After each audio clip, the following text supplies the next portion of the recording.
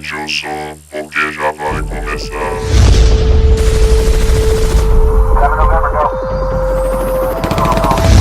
Distopia Rastreada.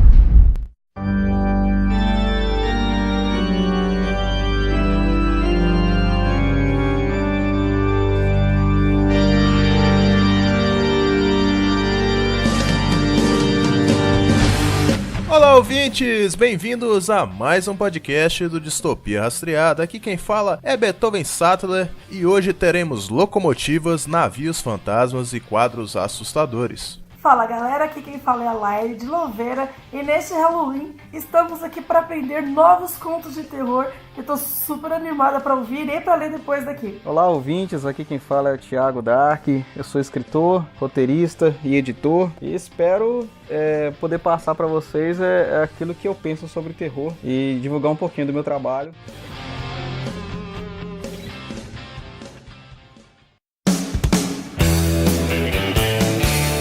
Bem-vindos a mais uma leitura de recados e e-mails. Aqui quem fala é Beethoven Sattler. E no último podcast It, o palhaço, a tartaruga Derry e tudo mais, tivemos um recado da nossa amiga Laile. Ela escreveu assim: caraca, só conseguiu ouvir agora. Sou dessas. Mas ficou muito massa, edição foda. Mas, tenho que dizer que escutando o podcast falando sobre a minha descrença sobre o filme novo foi por água abaixo. Porque esse novo filme é muito bom. Me surpreendeu hard.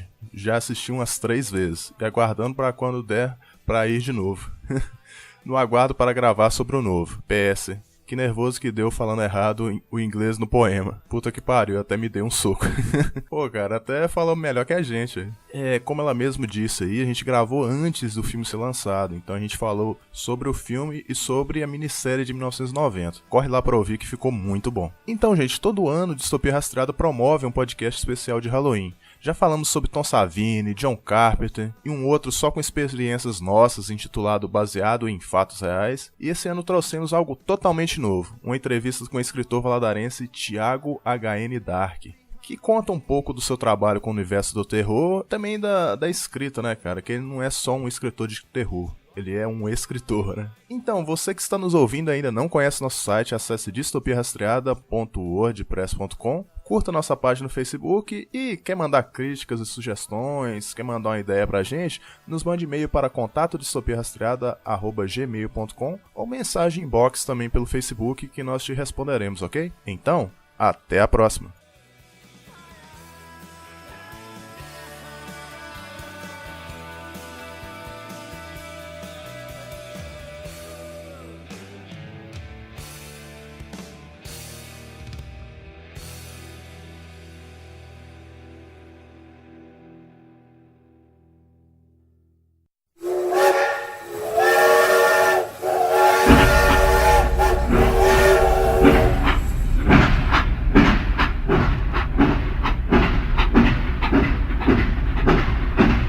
Inúmeras vezes o viajante sentou-se naquele mesmo vagão, sendo sempre o primeiro a entrar no último e velho cômodo de rodas, que subia pelos trilhos na longa viagem rumo à cidade do oeste.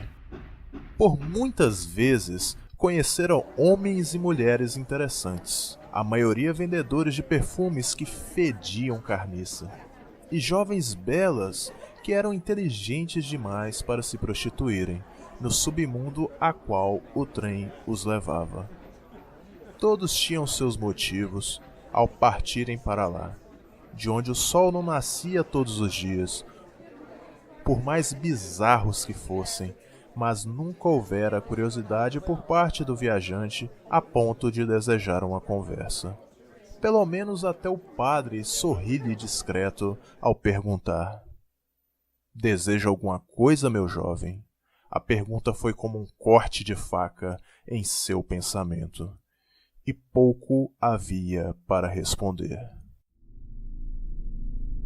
Então estamos aqui com o Thiago Dark, um super amigo nosso aí, escritor da nova geração, que tá mandando muito bem. O Thiago, cara, ele em 2015, já é bom dar uma carteirada logo de cara aqui, que ele ganhou o concurso, cara, o Wattpad Fantástico de 2015, com o conto O Pistoleiro e o Homem Santo. Cara, pra ganhar um primeiro lugar de qualquer coisa, o cara já mostrou que ele tem muito talento, né, velho? Porque não é fácil, não.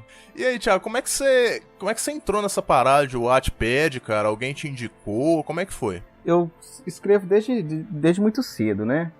Mas foi a partir desse concurso que teve no Wattpad que eu comecei a ver que eu tinha dom para escrever seriamente, né? Tratar isso como profissão.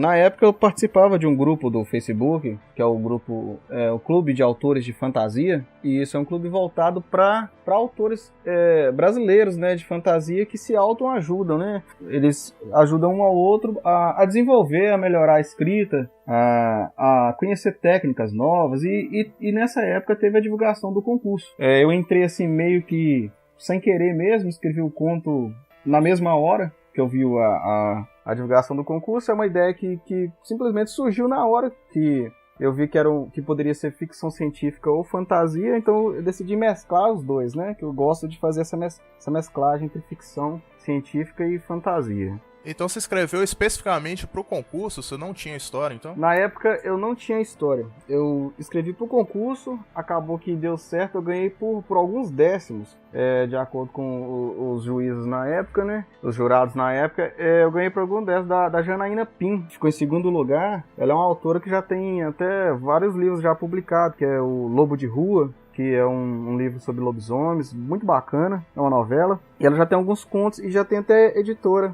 Já até esse livro dela tá até publicado numa editora, que agora eu não me recordo o nome. Maneiro, cara. Então você ganhou de alguém que já tinha um carga histórica, já uma bagagem, né, velho? É muito massa isso. Esse valoriza também, porque muita gente, principalmente no Brasil ainda, acha que por você escrever, os outros escritores são concorrentes, né? Então o pensamento não deve ser esse, né? Na verdade, se você for olhar os autores internacionais, todos eles têm uma união bastante grande. Então a gente ficou feliz porque a gente meio que fez uma dobradinha do grupo, porque lá do nosso grupo participou gente do Brasil todo, e o primeiro e o segundo lugar ficou com autores do grupo. Que maneiro, cara. Então, cara, entrando um pouco na história, né, sem dar muitos spoilers, o Pistoleiro Homem Santo é basicamente a história de...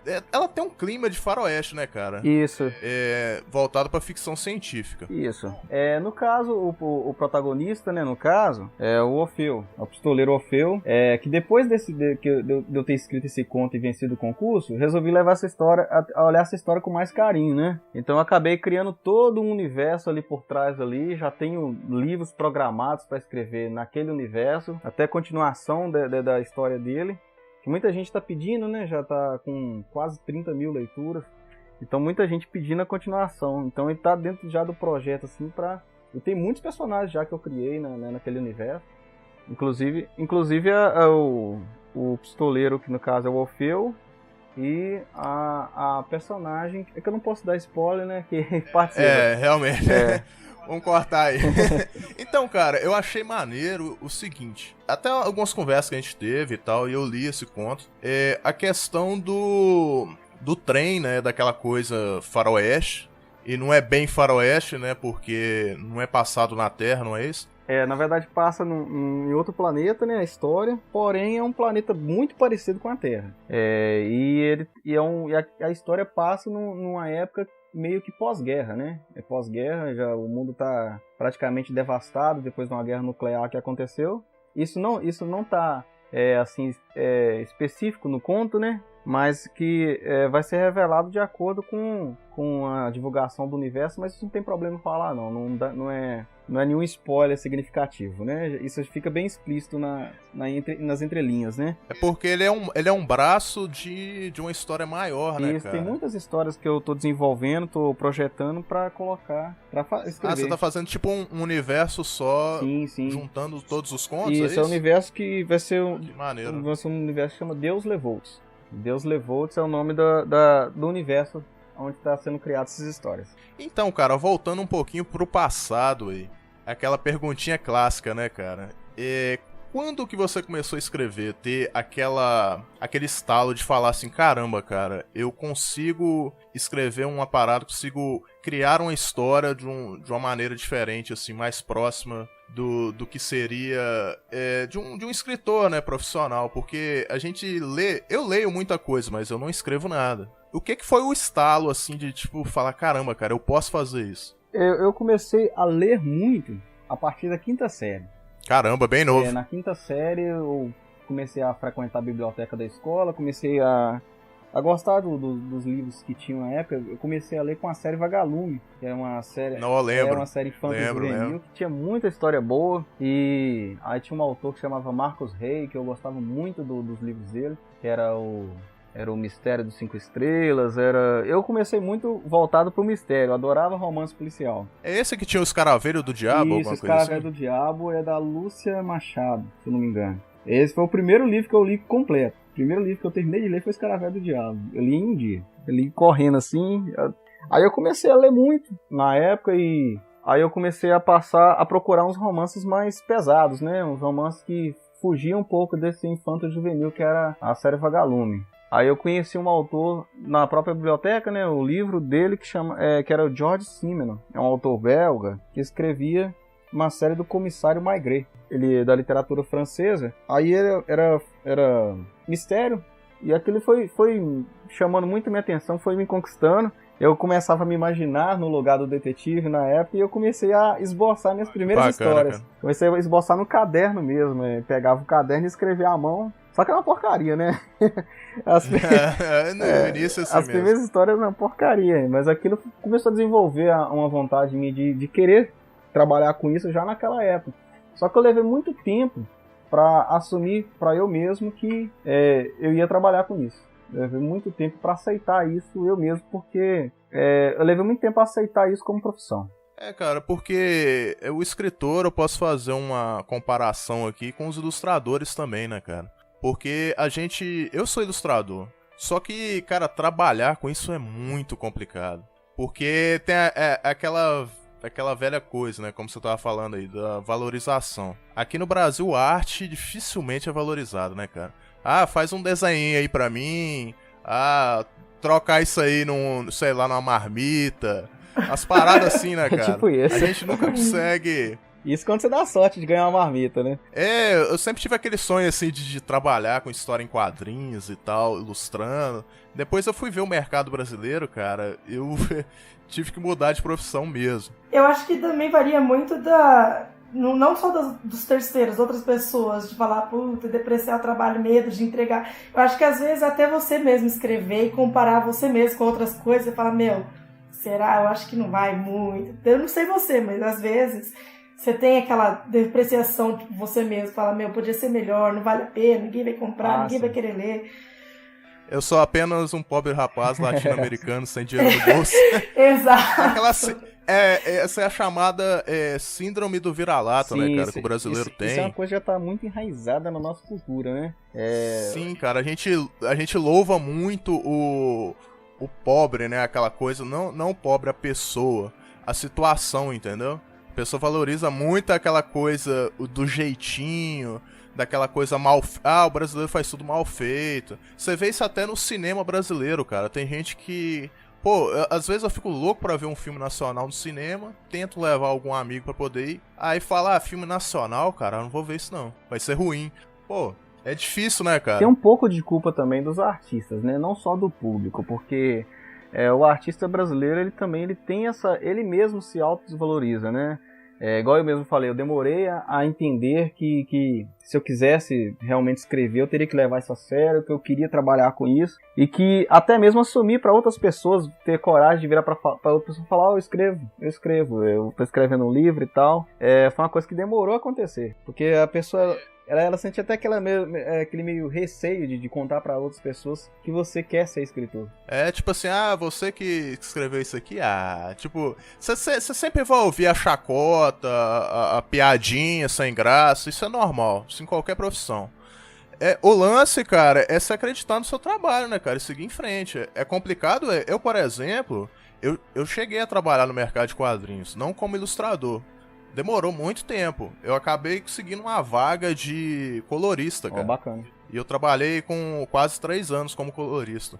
E tipo assim, é muita luta, cara. Era uma pessoa física que pagava o projeto, entendeu? Não era uma empresa. E foi por paixão mesmo, cara, porque o que a gente ganhava era um valor simbólico. Sim, sim. Só que a questão pra você poder alcançar algo mais, cara, não adianta, tem que trabalhar mesmo, cara. E muito, batalha atrás de batalha, não tem jeito. E você tem que estar preparado também pra levar as pedradas, né? Decepção vai acontecer o tempo inteiro. Você vai ser rejeitado, editoras vão rejeitar o seu trabalho, mas uma hora acontece, porque é a questão, como você falou, não desistir. Né? Claro que nada garante que você vai poder chegar um dia e sobreviver somente disso, né? Mas só de você poder tirar um tempo livre para poder trabalhar com isso que você gosta já é bastante satisfatório.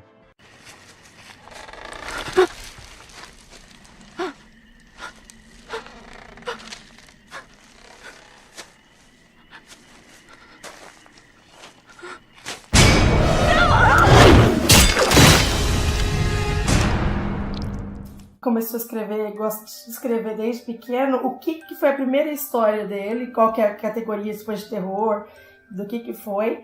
E o que ele mais gosta? Qual dessas que ele mais gosta de escrever? A primeira história, igual eu falei, que eu comecei a escrever foi num caderno, né? Eu comprei aqueles cadernos de 48 folhas, aqueles pequenininhos. Tilibra.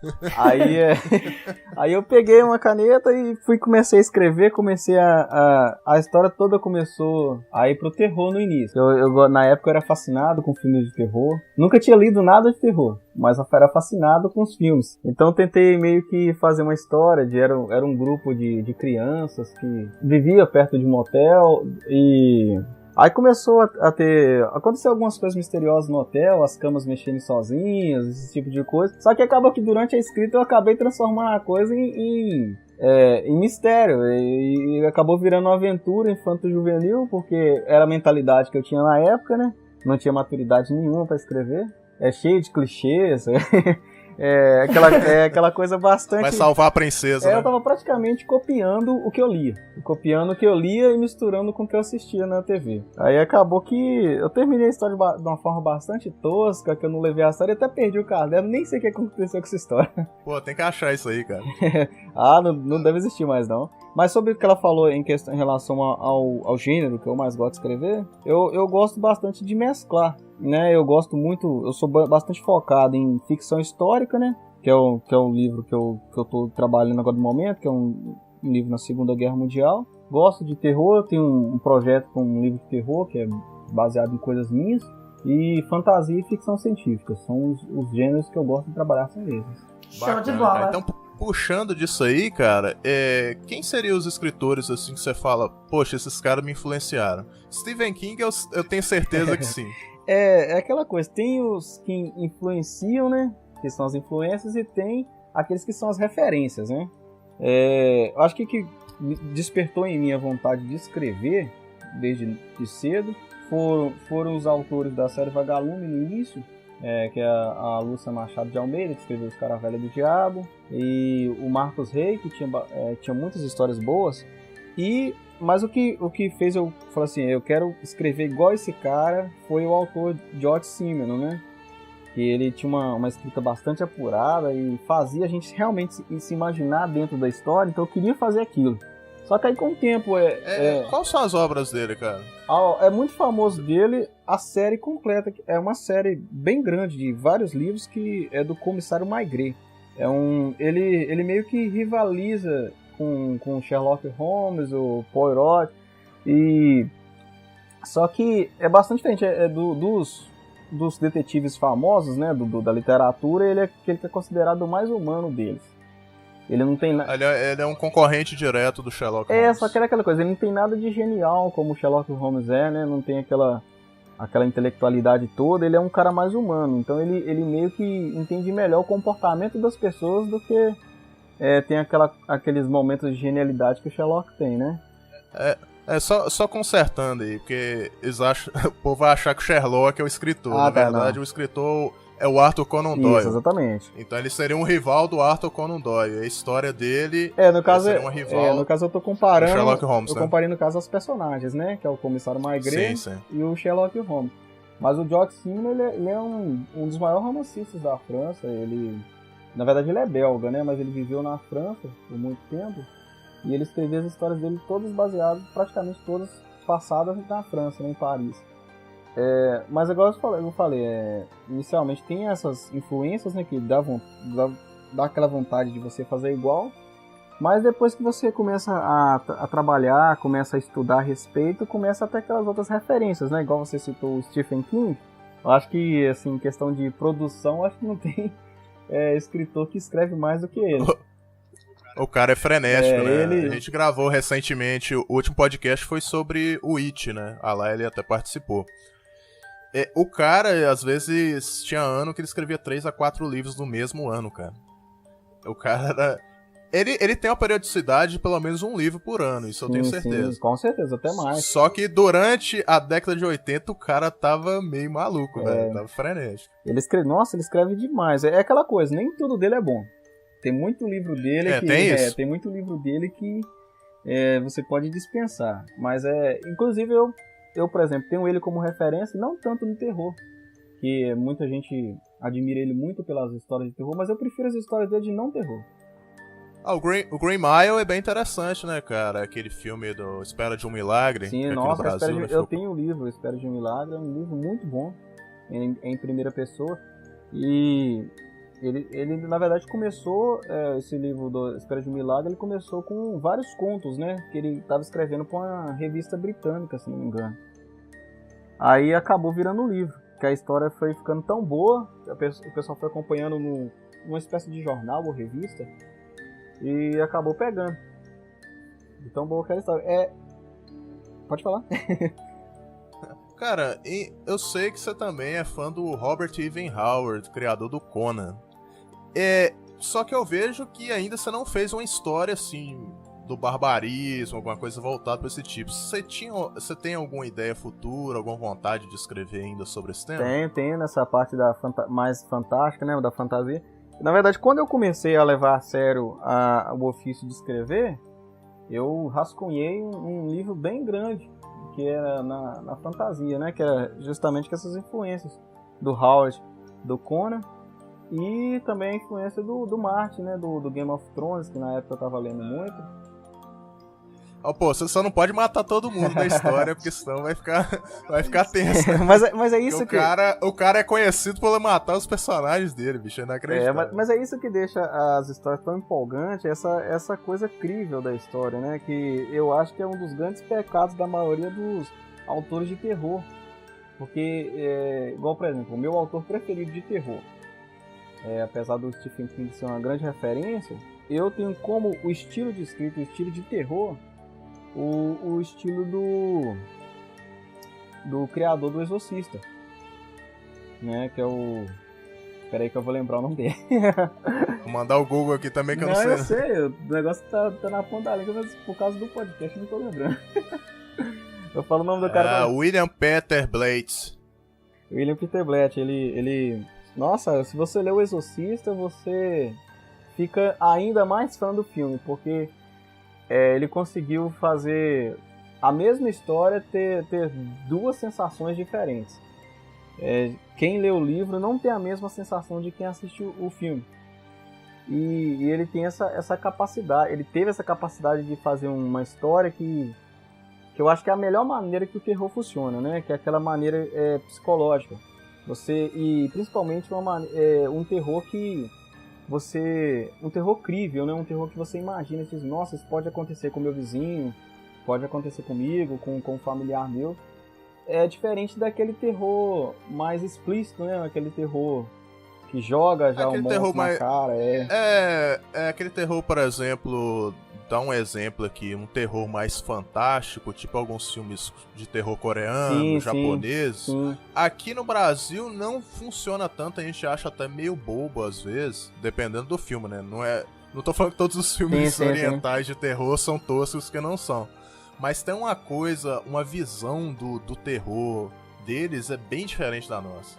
Então muitas vezes fica meio boba, aquela coisa meio cheia de braço. Eu acho que tem muito a ver. Eu acho que tem muito a ver a questão cultural também, né? Aquilo que você acredita que pode ser real, quando você vê no terror, acho que aquilo já funciona de uma maneira diferente no nosso cérebro, né?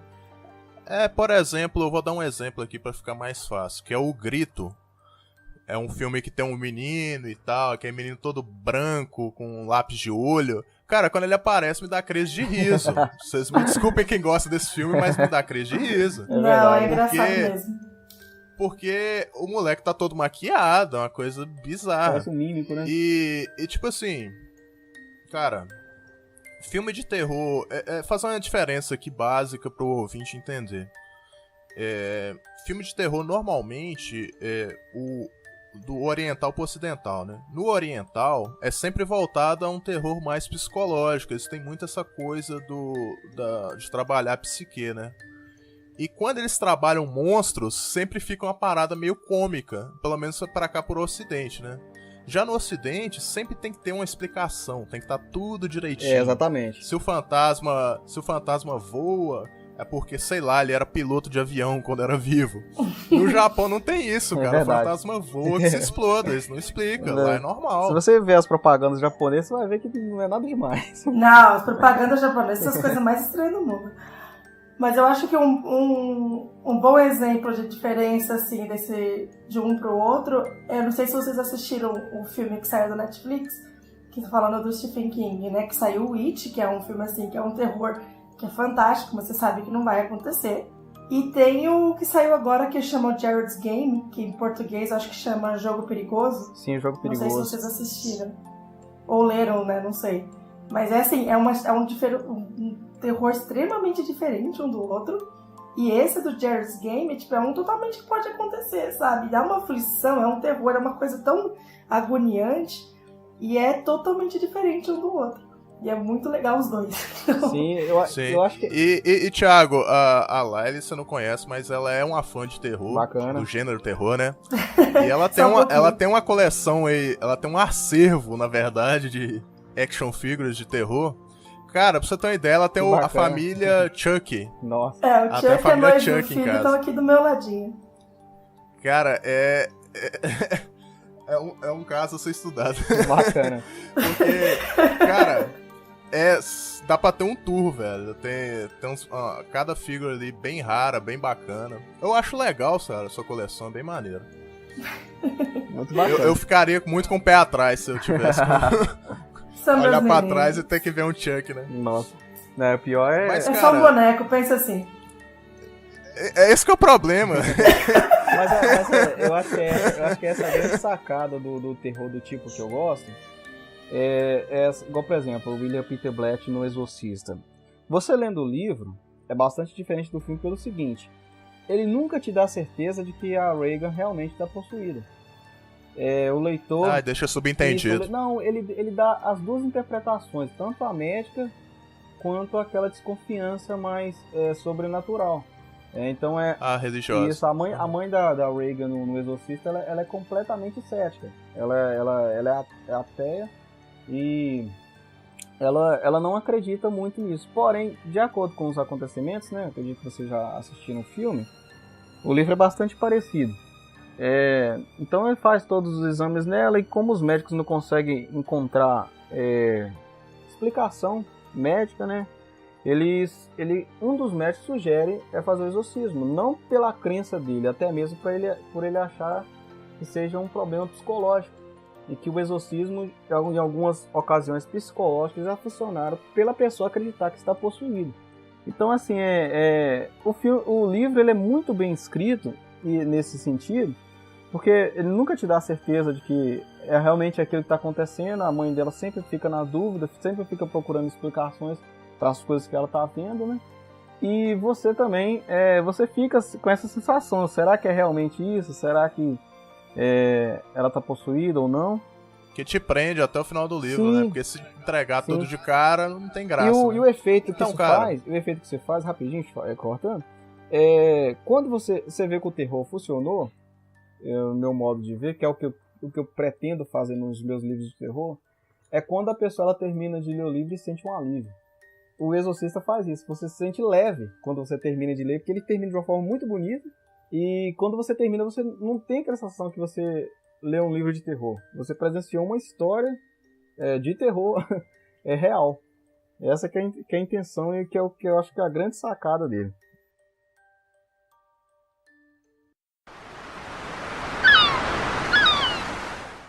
Na fatídica tarde da partida, a Baía de Santo Orfeu nunca parecera tão sombria quanto estava nos últimos 100 passos que ele dera antes de entrar no enorme navio de madeira.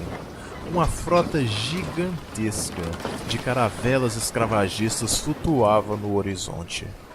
Na preparativa cautelosa que os capitães preservavam, por causa do medo das torrentes anunciadas por um céu enegrecido, rasgado por nuvens arroxeadas que enfraqueciam o pôr do sol que melancolicamente pairava e deixava para trás as desilusões de um povo maltratado. Transformado em escravos que odiosamente observavam da margem o galeão se afastar.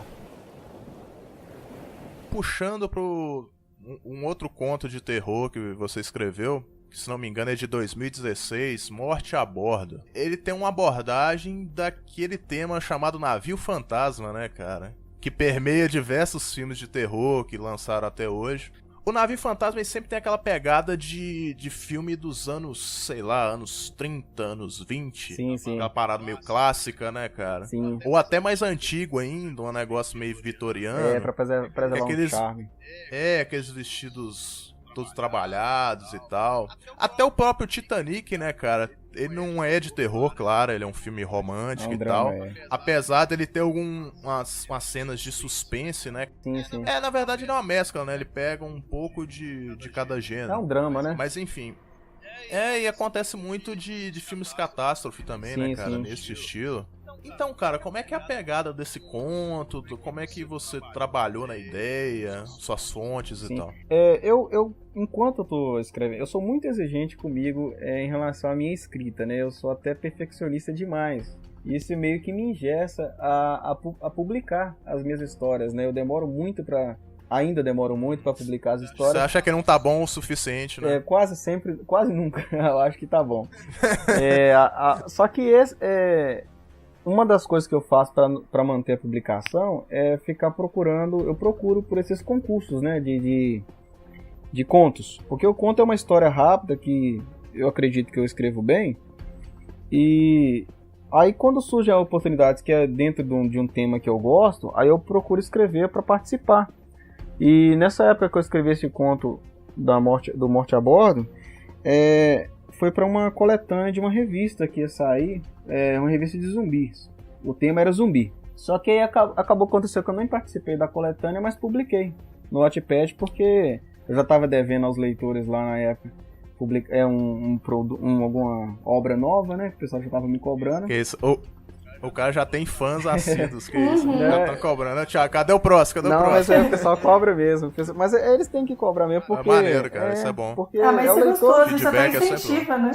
Sim, com certeza. É o leitor que faz o autor funcionar, né? Só de você ter alguém procurando pelo seu trabalho já é muito satisfatório. Então eu acabei postando lá. E ele, inclusive, esse conto que eu escrevi, ele passa no mesmo universo do Conto do Pistoleiro. A história passa no mesmo universo. Tanto que tem até uma referência no início, o nome do porto tem uma referência com o nome do pistoleiro, né? Aí isso vai ser mais desenvolvido pra frente. Mas como o tema era zumbi, eu nunca fui muito fã da temática zumbi do modo tradicional, que é esse modo mais... tipo os filmes do George Romero, né? Essa coisa tipo mais... os filmes do George Romero, aqueles zumbis... Isso. Tipo... provocou por efeito nuclear, alguma bomba, alguma coisa do tipo. Ou então aquela coisa do morto-vivo clássico, né? Então, tá meio batido, né, cara? Então eu tentei colocar um pouco de fantasia nessa história, e foi quando tanto que a causa dos zumbis no conto tem muito a ver com uma coisa de crença, uma coisa de xamanismo, que acontece por causa que é um navio negreiro, um navio de escravos, né? Que aí o protagonista da história, no caso, é um médico que trabalha Nesse navio, ele fazia a inspeção, começou a acontecer uma peste dentro do navio que estava atacando somente os escravos. Então, o motivo disso ninguém sabia, e começou a surgir sinais estranhos em alto relevo na pele dos escravos. Então aí começa a surgir o terror na história, que aí é só lenda mesmo pra não dar spoiler, né? Bom. Mas parece ser muito legal. Eu espero que tenha ficado, porque eu sou bastante crítico comigo mesmo.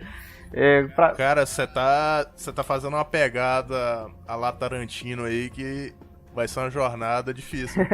O Tarantino quer juntar vários universos, tipo, juntar várias histórias num universo coeso, né? Nossa, quem me dera. Eu acho muito maneiro, cara. Não é qualquer um que faz isso, não. Eu gosto muito. É muito legal, mas deve ser difícil o master, assim. Ambiciosa, mas muito maneiro. Não que ambiciosa seja uma palavra ruim. Não, ambicioso com certeza. até bom, não, cara. tem que ter ambição. Você tem que ser Tem que ambicioso. ser.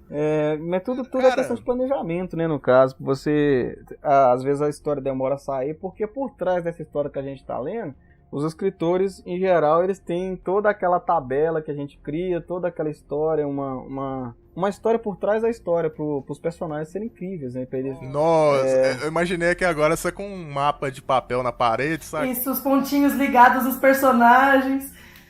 Isso, uma fotinha de cada um. Tem ficha, Cara, tem doideira, ficha do doideira. personagem, tem árvore, Caramba. árvore de ligação, como que a história de um cruza com o outro, e tudo isso. Falando em ficha, você tá ligado, você pode montar um jogo de RPG com isso futuramente, né? Bacana, então, já pensei nisso Você mesmo. já tem a ficha dos personagens aí, já. Eu tenho, Já eu sou adianta. cheio de projetos na cabeça, só que eu tenho um grande problema de não executá-los com rapidez, né? Mas eu tenho... Falando em eu tenho- jogos, assim, você já falou que já teve mais de 30 mil pessoas que leram o seu livro, essas coisas, né? Sim, quase 30 mil. Então, muito bacana. Alguma desses leitores, alguém já fez cosplay de algum personagem seu? Não, cosplay ainda não. Mas eu já recebi proposta pra fazer, no caso, produtos do pistoleiro. Ah, bacana. Eu Show de recebi, bola. Action figure, cara, vende fácil. eu então, já muito Já tô bacana. até... Ou estátua, né? Eu já até cheguei a conversar com um rapaz que ele tem uma empresa disso e ele ficou fã do conto, aí ele me procurou em um grupo. Eu até fiquei assustado, né? Que ele me procurou, ele não lembrava meu nome, não lembrava o nome do conto. Aí ele foi em um grupo do Facebook, descreveu como era o conto. E aí uma outra pessoa lembrou do meu nome, lembrou do conto e aí ele conseguiu me encontrar. Aí ele me procurou, aí começou a falar do trabalho dele, eu acabei sugerindo a ideia de mais pra frente a gente fazer uma parceria. Camisa, action figure, alguma coisa assim. Olha que bacana. Se eu ler e gostar, você já tem uma cliente em potencial de action figure. Obrigado. Os contos até agora a gente falou do Pistoleiro e Homem Santo, o Morte a Bordo. Tem algum outro conto de terror antes de entrar no livro, assim? Não, pro terror eu iniciei um conto... Tem alguns iniciados, mas não terminados, né? Aquelas histórias que surgem, a gente escreve para não esquecer a ideia, mas acaba ficando um pouco na fila porque já tem outras histórias na frente, né? Porque se a gente for parar para escrever tudo que vem à cabeça, acaba não escrevendo nada. Você tem que ter uma coragem não, eu vou acabar esse aqui primeiro para depois passar para aquilo. Tem tanta disciplina. Mas não dá nervoso? Às vezes tem que ter quando você decide pegar uma história pra escrever e tipo, não tá rolando e na sua cabeça tá em outra. Deve ter acontecido. Acontece igual acontece o tempo todo. aquele desenho que você começa e não termina ele porque você acha que tá alguma coisa estranha. Exato. Ou você fala, verdade. vou fazer depois. Aí aquele desenho fica sumido, Mas cara. Você nunca mais lembra. Um dia você vai lá e pega. Um dia você vai lá e pega e termina de desenhar ou termina de escrever. Mas o importante é fazer isso. Igual, por exemplo, a ideia veio à cabeça, pelo menos rascunha ela pra não se perder. Porque até mesmo porque ela pode ser melhorada, né? Então, é como o Stephen King fala, a primeira escrita sempre vai ser uma bosta. Tudo que você escrever a primeira vez é ruim. Então, por isso que até a gente segue essa coisa de fazer 2 ou 3 escritas da mesma história, né? Aquela coisa de... ele ensina no livro dele sobre a escrita, que é aquela coisa... A primeira escrita é aquela que você escreve com a porta fechada. É aquela que você escreve... Deixa eu só entender. Talvez o ouvinte esteja a mesma dúvida que eu. Você escreve 3 versões da mesma história ou você reescreve a história 3 vezes? Normalmente eu reescrevo a mesma história umas de 2 a 3 vezes. Ah, tá, entendi. Porque aquela primeira escrita que você faz é pra tirar a ideia da cabeça, passar ela pro papel, né? Que é como o Stephen King fala, que é a história que a gente escreve com a porta fechada, que é aquela que você escreve só pra você. Você não mostra a ninguém, que ela tá completamente nua, completamente desestruturada, então ela realmente vai ser muito ruim. E depois você vem fazendo a segunda escrita, que é onde você vem tirando o excesso de palavras desnecessárias, acrescentando alguma descrição, acrescentando uma coisa, e melhorando aquilo que você... escrevendo de uma forma melhor aquilo que você já escreveu. Né? Porque existem muitas técnicas, né, por trás disso. Aquela técnica de você mostrar em vez de falar, né? Porque muitos livros são falados. Aí a pessoa lê, não tem a sensação de que está vendo. Então, existe uma técnica que você vai mostrar, escrever de uma maneira que você está mostrando em vez de falar.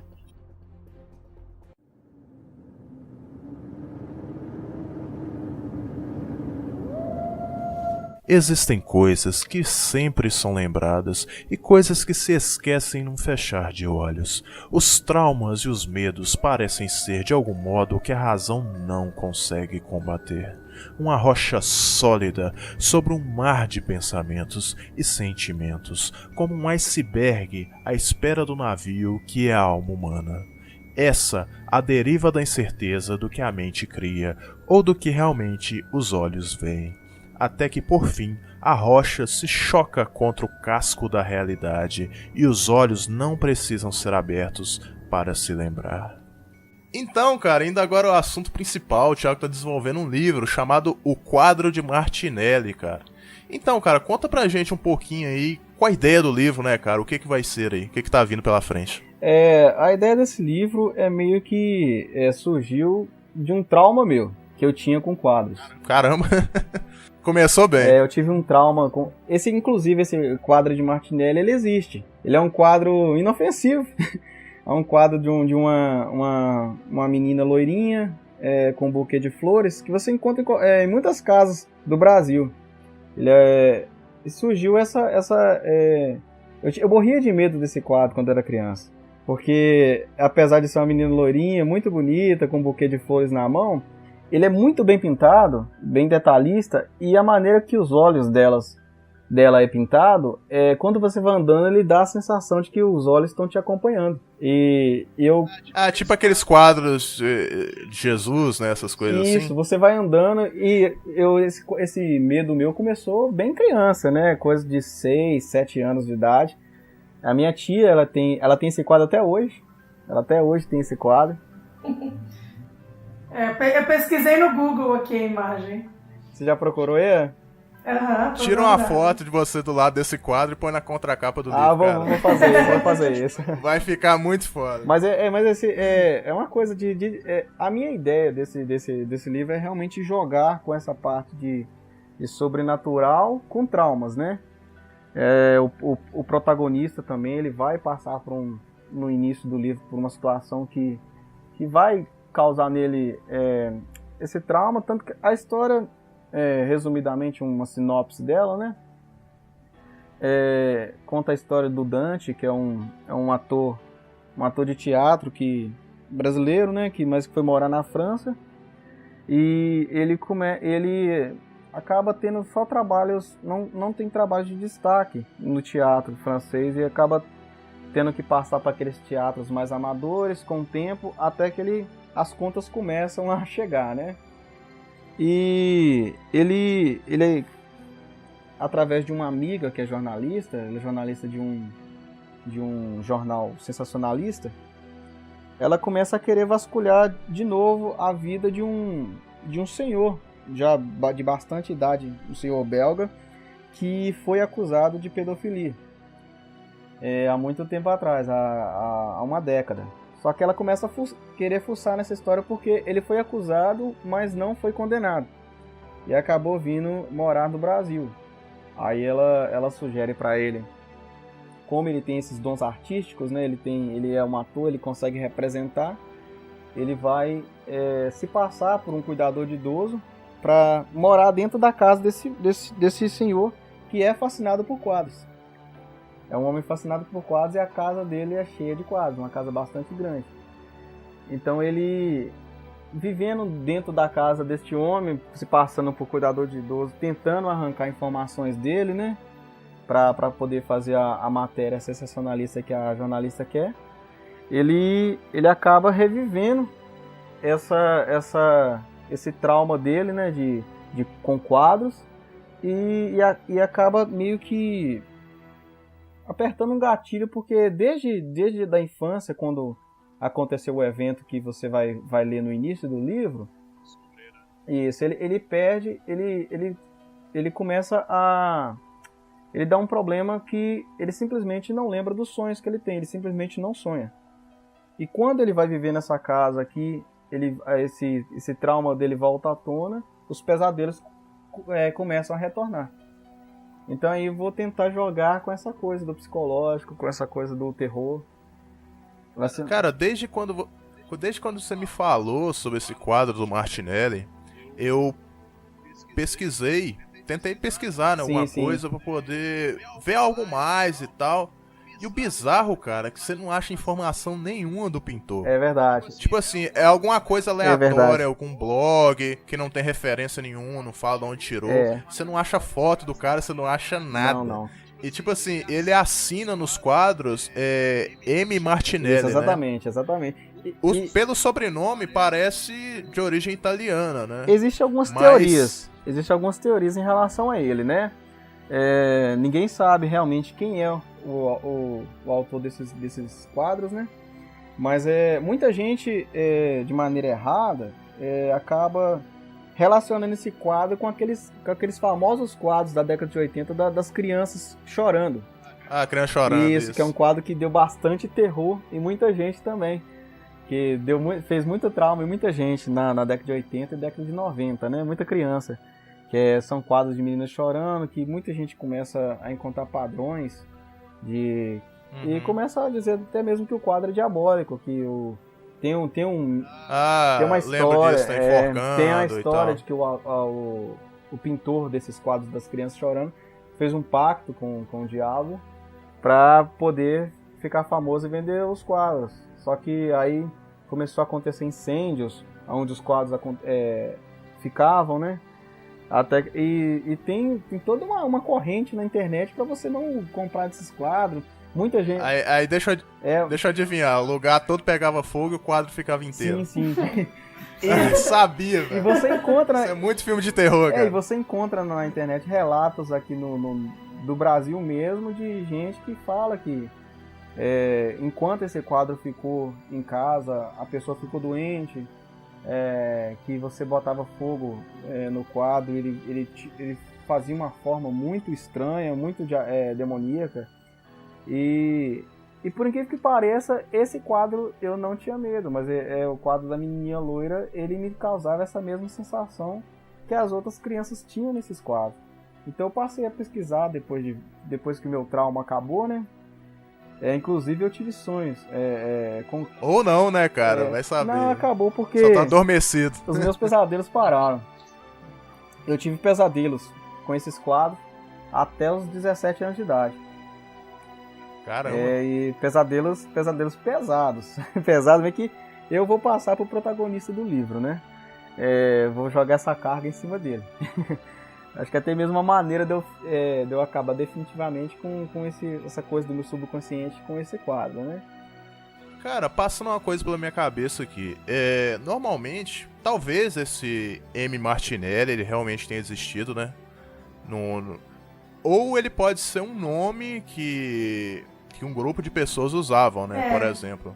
Isso acontece muito... Bastante, Eles falam... Pra poder criar um nome mais forte, entendeu? Em vez de ter várias pessoas. Ou outra opção, que pode ser, realmente tinha esse cara, existiu, e alguma pessoa viu esse quadro e copiou. Isso acontece muito. Cópias, tipo Mona Lisa, você acha umas porradas de Mona Lisa por aí que é perfeita, cara. Mas não é a do Da Vinci, né? Lógico. Mas a diferença com o demônio. Essa opção também é plausível. A grande diferença dele pro Picasso, pro Michelangelo, esses quadros que são copiados, é que ele realmente não é ninguém famoso. Você faz uma pesquisa sobre M. Martinelli e você não encontra indício nenhum desse artista, né? Mas existe uma outra teoria desse quadro que eu durante as minhas pesquisas eu encontrei, de que este quadro foi pintado por Portinari e que ele passava para a amante dele sobreviver. E ela assinava como M. Martinelli. Só que essa teoria nunca foi pode ser um nome comprovada. feminino também. Ela nunca foi comprovada, né, de que realmente era de um amante do Portinari e que ele fazia isso para ela sobreviver vendendo os quadros. Nunca foi comprovado. Mas Descobrimos o nome agora, é Maria Martinelli. Pode ser. Mas realmente o autor ele é completamente desconhecido. Cara, o engraçado, sabe o que é? Os quadros Portinari não tem nada a ver com esse trem. Não tem não. Eu acho que essa teoria é meio furada. Igual eu falei, nunca foi comprovado. É uma das teorias ao redor desse quadro. Porque o estilo de pintura é diferente. Ou ele fez de propósito pra ninguém assimilar. Pode ser também. Exatamente.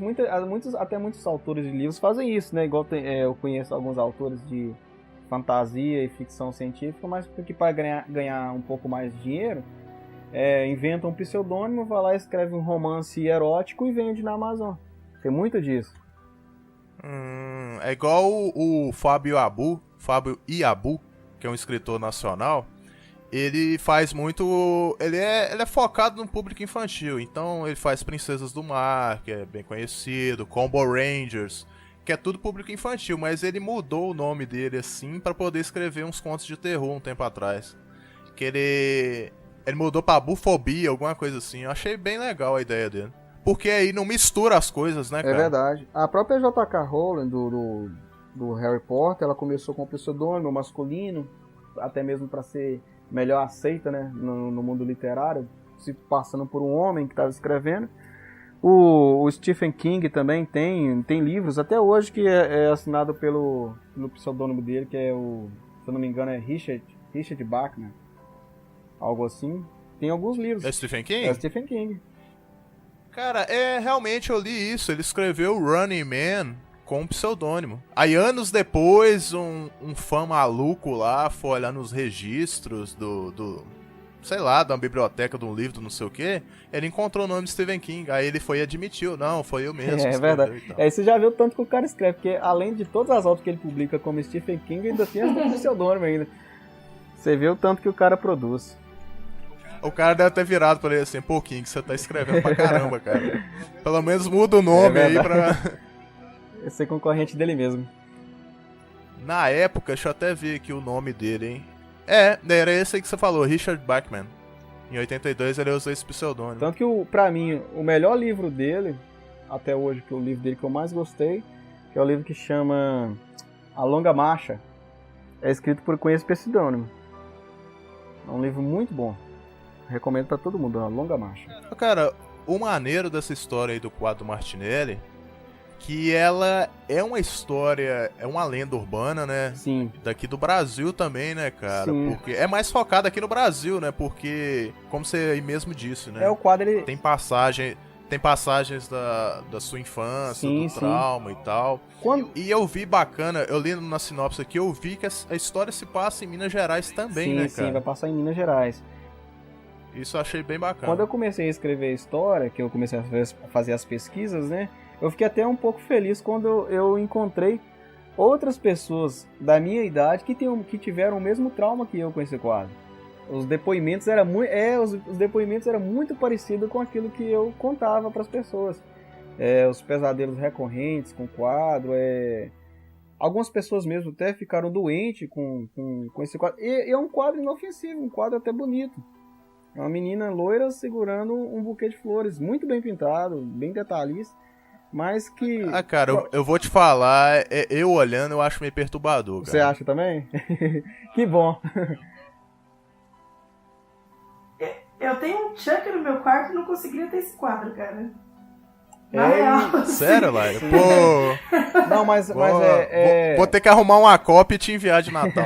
Obrigada, cara. Mas essa coisa do trauma é tão forte que Até hoje, que eu acredito, se eu colocar qualquer tipo de quadro no meu quarto, eu vou ter pesadelos. Eu lembro que eu fiz um teste uma vez, na minha adolescência eu tinha muitos pesadelos por causa disso. Eu fiz um teste, eu ganhei de uma mercearia no meu bairro um calendário que tinha a figura de Jesus Cristo. Aí eu fiz o teste e coloquei essa figura na cabeceira da minha cama, né, na parede, pendurado. E nos 3 dias que esse calendário ficou, eu tive pesadelos terríveis. Pesadelos demoníacos mesmo. Caramba! E com quadro. Então acabou que associou. A minha mente acabou associando qualquer tipo de figura que lembra um quadro de uma coisa perturbadora pra mim. Caramba, cara. Eu ainda não sei se uma pergunta hoje. sobre pesadelo. Você já teve algum pesadelo escrevendo com a sua própria história? Não entendi? Você já teve algum pesadelo com a sua própria história, coisa que você está escrevendo? Não. Até que isso não. Até porque eu faço o caminho inverso, né? Eu tiro dos pesadelos, eu faço a história. Não da história surge o pesadelo, né? Ah, tá. Mas Você vai ainda acordar não o aconteceu, pistoleiro de um lado e o homem então. santo do outro. E aí, Thiago? Ainda não aconteceu. Aqui, dentro da ideia dos quadros, cara, eu sinceramente eu nunca tinha visto. Oi? Eita. Caiu? Tomei uma porrada aqui, peraí. Eu dei uma mãozada no microfone. Então, cara, voltando a esse negócio dos quadros aí, Sim. eu sinceramente eu nunca vi esse quadro. Mas um quadro que me perturbava, assim, não ao ponto de ter pesadelos igual o Thiago, mas um quadro que me deixava meio transtornado, assim, só de olhar o palhaço chorando. Ah, sim, eu já Um vi. quadro Nossa. clássico também, Mas aí você pegou Que pesado, né, pô? porque... é o It, né? Porque, cara, palhaço já é uma parada que não é muito bonita, né? Um ser risonho, Não, que é palhaço- feliz o tempo todo e palhaço tá é lá, coisa do tralalá, demônio, lá, né? pra cima de você. E esse palhaço chorando, cara, é uma contradição, né, velho? Porque, como eu mesmo disse, é um ser que tá sempre feliz e nunca tá triste. Aí, pô, o quadro de um palhaço chorando, você fica meio bugado, assim. Você pode reparar que essas sensações de medo normalmente tem uma influência da nossa memória de infância. Aquela coisa que você meio que vê na infância e sente medo é aquilo que te incomoda mais, você pode reparar. Uma coisa que também levou a eu ter esse trauma com o quadro na época, né? Não foi... teve várias situações, né? Eu não podia ficar sozinho com esse quadro de jeito nenhum. Na casa da minha tia. Eu ficava muito na casa da minha tia quando minha mãe trabalhava de doméstica na época, então eu ficava com a minha tia. E ela nunca quis se livrar desse quadro. Eu implorava para ela se livrar dele. Mas, Que isso, cara? mas- Tipo, tia, joga seu quadro Nossa, fora. eu implorava. E ela falou que não ia tirar, ela não ia abrir, ela não ia fazer isso. Ela adorava, em contrapartida, ela adorava o quadro, né? Só que ela tinha uma enteada que se aproveitava da situação, sabia do meu medo. Ah, tirava sarro com Não, você. fazia um bullying muito pesado. Chegou ao ponto de uma vez que a minha tia não estava perto, por ela saber que eu tinha esse medo do quadro, ela me amarrou numa cadeira, me colocou... Caramba, Sim, cara. sim. Pera aí. Ela era... Você não é bullying, você não tá. Pegou o chicote. A década de 90 era pesada. A década de 90 foi pesada. Eu era pequeno, tinha coisa de 7, 8 anos. Ela era mais velha do que eu, né? Então ela me amarrou numa cadeira, me colocou dentro de um quarto escuro, junto com vários quadros. Que isso, cara? Junto com vários quadros. What esse quadro the da menina. hell, cara? Que pessoa é essa, cara? Aí acabou Ah, que... não. E eu fiquei desesperado, gritando, chorando, dentro com aqueles... Eu lembro exatamente os 3 quadros que tinham no dia, né? Era esse quadro da menina, o quadro de Martinelli, né? Um outro quadro que tinha uma representação de Cristo, só que era somente uma sombra de um homem crucificado, não era explícito que era Cristo. Era somente a sombra de um crucificado, né? Nem sei porque minha tia tinha esse quadro. E o terceiro quadro na verdade era um cartaz de uma mulher na janela chorando e escrito assim: tenho medo da manhã. Eu não sei. Que isso, eu não mano? sei porque que as Mas pessoas aqui, tinham peraí, esse era sua tia mesmo? Ou era. É minha tia, minha tia. Ou era uma prima, tia? Não, Caraca, é- cara. Isso é porque sua tia gostava de você. Ah, né? não. Não, quem me Caramba. prendeu nesse quarto foi a enteada dela. A enteada dela. Nossa. Que isso, cara? Era formação, era quase uma formação de quadrilha. Que porra é Não, essa? a minha tia me defendeu no dia, né? Brigou com ela, colocou ela de castigo por isso e tal, mas... Castigo? Caramba, cara. o castigo, pera o lá. castigo da década de 90 era porrada mesmo, né? Varinha de goiaba, né, cara? Era joelho no milho. Nossa. Esse aí é punk. A década de 90 era pesada, mano. É que é tipo assim, tem uma linha, né, da brincadeira. Imagina a linha reta da brincadeira. A mulher fez uma curva, deu um nó e um laço, Não, velho. foi uma coisa bem sádica mesmo, mas realmente ficou na minha memória, né? Tanto que até Também. hoje Cara, eu ela lembro. podia ter te causado um trauma inacreditável com isso aí. Sim, eu acho que acabou. Na verdade, ela causou, né? Esse que é o problema. Acabou que misturou com esse medo sobrenatural que acho que toda criança cristã tem do diabo, né? Sim, sim. E É implícito. acabou misturando com esse trauma de quadros, e todos os meus pesadelos eram com quadros com a imagem do diabo. Mas Nossa. aqui, era, cara, só uma era dica. pesadelos bem pesados. Não fala... Cara, só uma dica. Não fala no diabo que ele aparece. Mas por muito tempo eu acreditei nisso. Você deve ter se Cara- identificado horrores com o stand do filme novo do Witcher, né? Eu ainda não vi o filme novo, Putz! Sério, ainda não assim? vi. Ainda tô devendo isso. Você Nossa. tá esperando a locadora do Paulo Coelho, né? Não. Chegar na locadora. Não, eu pretendo ver no cinema ainda. Assiste Vê se que eu vale a consigo. pena. Todo mundo tá falando muito bem. Pô, cara, eu fiquei bem interessado na história desse livro, cara. Eu compraria fácil. Ó, que bacana. Eu Achei bem Sim, bacana. espero que eu velho. consiga executar com a perfeição que eu quero, né? Porque isso que eu gostei, cara, nas suas histórias. Você não pega, tipo, vou fazer uma história do Japão medieval. Não, tu pega uma história daqui, entendeu? Uma parada, uma lenda urbana daqui. Sim, sim. É isso. Eu bem acho isso legal. muito maneiro, cara. Bem sim, legal sim. mesmo. Aí o tema, Vai ter uma, o tema quadros, vai né? ter uma resistência de uma galera e tal, mas, cara, isso aí tem muito potencial pra dar certo. Eu espero que sim. Eu espero que eu consiga terminar de executar como tá na minha cabeça, eu consigo passar pro papel, né? E É precisando, muito também bom. conheço galera que tem livraria, então tamo aí. Ó, que bacana, bacana. Cara, então, pra poder fechar aqui a conversa e tal, que tá muito maneira, o que você escreveu? Qual conto ou qual livro que você escreveu? Aquele que você tem do lado esquerdo do peito, assim, que você fala, pô, isso aqui é meu xodó, cara. Isso aqui é a melhor coisa que eu escrevi até hoje. Eu gosto, assim, igual eu falei, eu sou bastante exigente com tudo que eu escrevo, né? Isso não significa que sempre vai ficar perfeito, né? Mas tem aquelas histórias que a gente acaba tendo ela assim como... Esse aqui vai ser o meu magnum opus, vai ser a história que eu vou conseguir chegar em algum lugar com ela, né?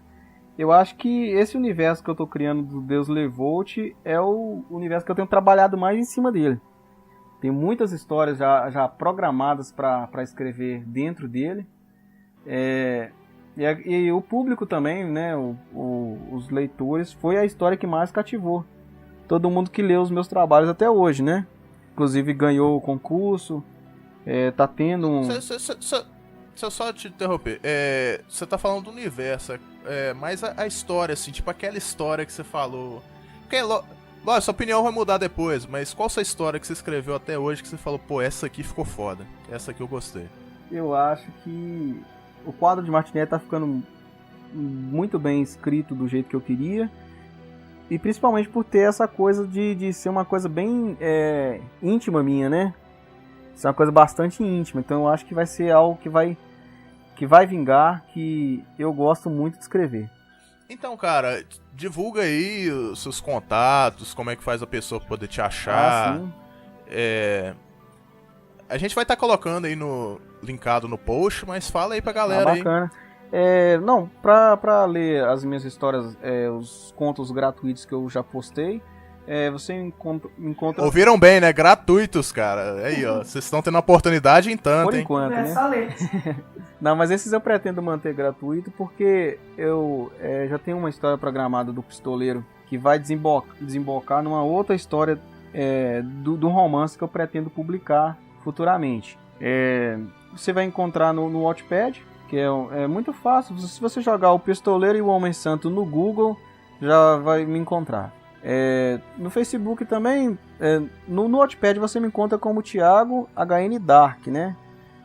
Que muita gente até pergunta por que esse Dark, é porque minha mãe chama Joana Dark, e na época do concurso eu precisava de um pseudônimo, eu acabei adotando o sobrenome dela, e como é o sobrenome dela, meio que é da família, né? Então eu decidi, no meio literário, ser conhecido como Thiago Dark, que é como eu sou conhecido pelos leitores, por outros escritores e até pelas editoras, né? Mas no Facebook também você me encontra, Thiago Henrique, e eu pretendo, assim que eu terminar esse primeiro romance que eu tô escrevendo, que é um romance de história, ficção histórica, né? Na Segunda Guerra Mundial, assim que eu publicar, eu vou criar uma página que eu vou levar o pessoal, os 15 mil seguidores que estão lá no Wattpad, vou tentar levar pro Facebook para ter um maior acompanhamento do meu trabalho, né? E para as coisas começarem a alavancar de vez e começar a lançar um livro atrás do outro, se Deus quiser.